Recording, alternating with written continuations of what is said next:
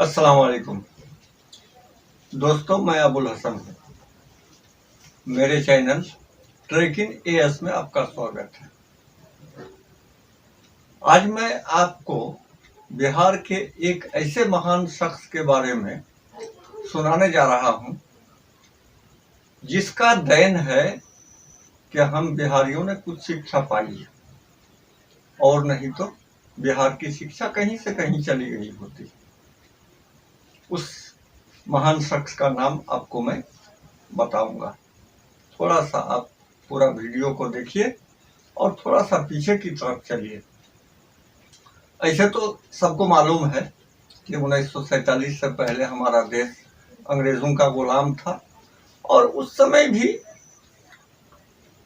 School थे, colleges थे, लेकिन वो अंग्रेज हमारे बच्चों को तालीम याफ्ता बनाने के लिए स्कूल और कॉलेज नहीं खोलते थे, बल्कि जहां जहां उनका कार्यालय होता था और उनके बड़े बड़े अफसर यानी अंग्रेज अफसर जहां जहां रहते थे फैमिली सहित इंग्लैंड से आकर के, उन लोगों की तालीम और तरबियत के लिए उन्होंने स्कूल खोला या कॉलेज खोला।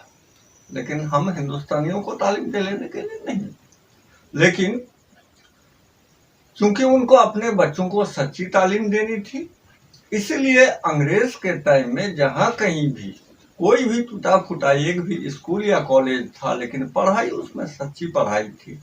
इसलिए आपने बूढ़े बुजुर्गों से सुना होगा कि हाँ, वो पहले जमाने की पढ़ाई थी, फला आदमी अंग्रेज के टाइम का पढ़ा हुआ था, उसकी पढ़ाई बहुत ठोस है।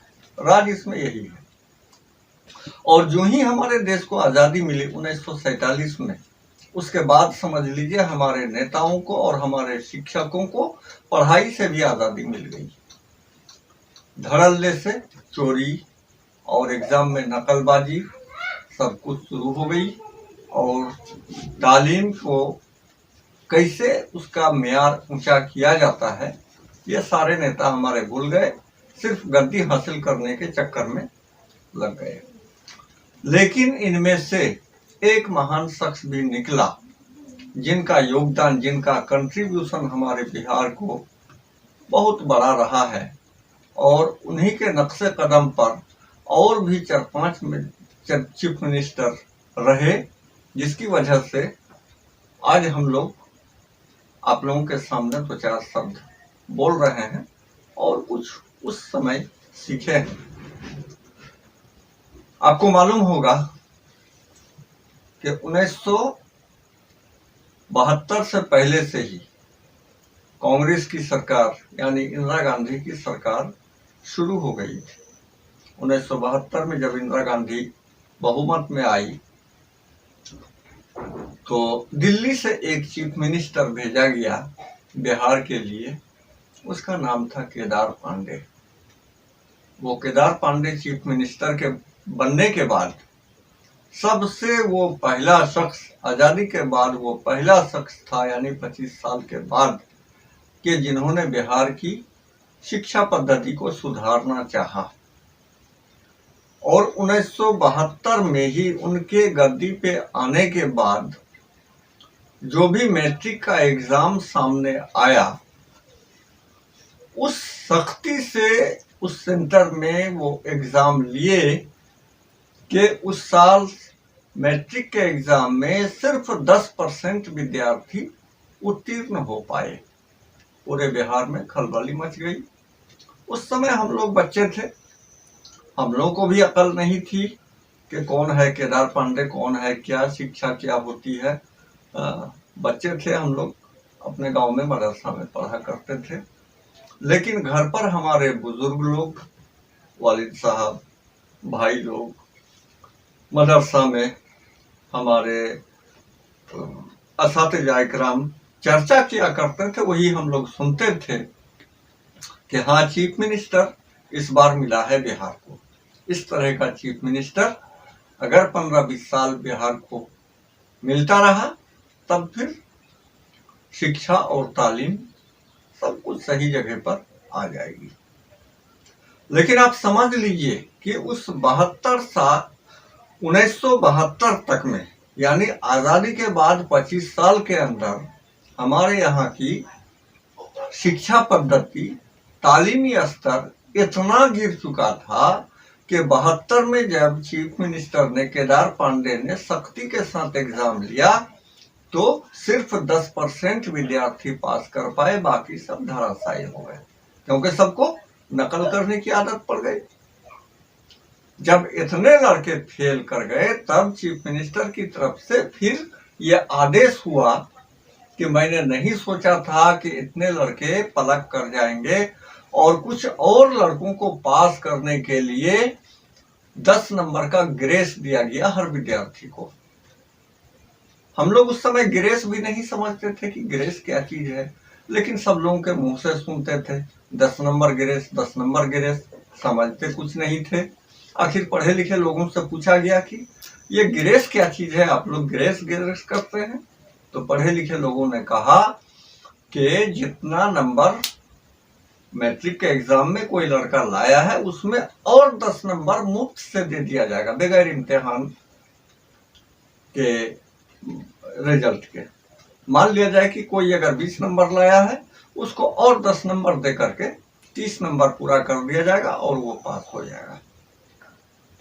और उसी साल कई एक स्कूलों के हेडमास्टर भी सस्पेंड किए गए थे जिनका रिजल्ट बहुत खराब हुआ था। उसके बाद तो फिर हेडमास्टर सुधरने लगे, स्कूल के टीचर सुधरने लगे, विद्यार्थियों को नकल की आदत छूटने लगी और सब लोग सही रास्ते पर आने लगे। और वो 5 साल चीफ मिनिस्टर रहे केदार पांडे। इस 5 साल को शिक्षा के मामले में अगर बिहार के लिए, बिहार के इतिहास में स्वर्ण अक्षरों से लिखा जाए तो शायद बेजा नहीं होगा।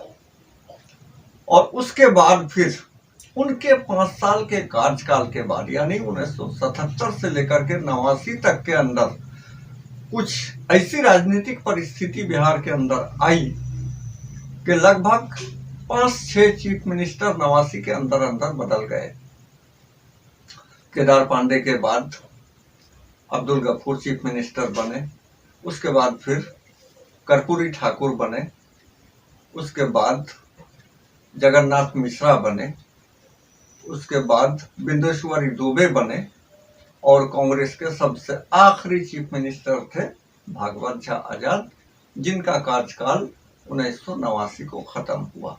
यानी 1989 में कांग्रेस पार्टी पूरे देश से हार गई, केंद्र में भी और हमारे बिहार में भी। उसके बाद तो फिर इस कांग्रेस को ऐसा झटका लगा कि आज तक उसको होश संभालने का मौका नहीं मिल रहा है। लेकिन वही केदार पांडे का ही देन था कि 72 से लेकर 77 तक तो उनका शासनकाल था और 77 से लेकर के 89 तक दूसरे चीफ मिनिस्टर भी कम से कम उसके नकल में नक्शे कदम पर डटे रहे, जिसकी वजह से उस 72 से 89 के अंदर जो भी प्रोडक्ट निकला वो काबिल तारीफ है। और विद्यार्थी अगर कुछ सीखे तो उसी जमाने में। और उसके बाद 89 के बाद जो ही कांग्रेस सरकार खत्म हो गई तो जनता पार्टी की गठबंधन सरकार बनी, 2.5 साल के बाद वो टूट गई। उसके बाद फिर कांग्रेस सरकार आई, तो वो तो कांग्रेस सरकार केंद्र में आई, लेकिन बिहार में आरजेडी की सरकार आई। बस आरजेडी की सरकार का शासनकाल जब ही शुरू हुआ बिहार में, उसी वक्त से शिक्षा का स्तर गिरना शुरू हुआ और विद्यार्थियों को फिर चोरी करने की आदत लगने लगी, चोरी का चस्का लगने लगा। चोरी करते करते 15 साल तक ये आदत बनी। और उसके बाद नीतीश कुमार का जमाना आया। वो तो नीतीश कुमार के जमाने में जो कुछ भी था वो भी बिल्कुल मिट्टी में मिलकर सब कुछ चौपट हो गया। नीतीश सरकार ने बड़ी बड़ी बिल्डिंग, बड़ी बड़ी इमारत तो बनाई, बहुत से स्कूलों को अपग्रेड कराया, लेकिन पढ़ाई नाम की चीज कुछ नहीं है बिल्कुल।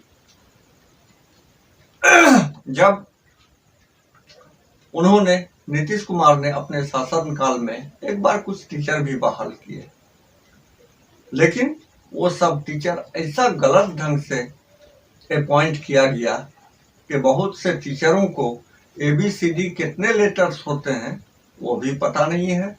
अंग्रेजी का कुछ ज्ञान तो दूर की बात, काखा गाघा में कितने अक्षर होते हैं वैसा भी पता नहीं। कोयला कैसे लिखा जाता है, बधाई कैसे लिखा जाता है उसका भी पता नहीं। और इसी तरह से गाड़ी चलती रही। तो हमारे बिहार के भाइयों, अब ये नई सरकार जिनकी भी बने, अब ऊपर वाले से दुआ कीजिए कि कम से कम चीफ मिनिस्टर अच्छा मिले, शिक्षा मंत्री अच्छा मिले, ताकि हमारे बच्चे कुछ सीखे। ऐसे तो हमारे बिहार में मुद्दे तो बहुत हैं, लेकिन मैं समझता हूं कि सबसे बड़ा मुद्दा अगर है तो बेरोजगारी और शिक्षा का मुद्दा। ये दो चीज अगर सुधर जाए तो शायद बिहार की किस्मत बदल जाएगी। इन्हीं अफसोस की कहानियों के साथ मैं अपनी बातें खत्म करता हूं। जय हिंद, जय हिंद।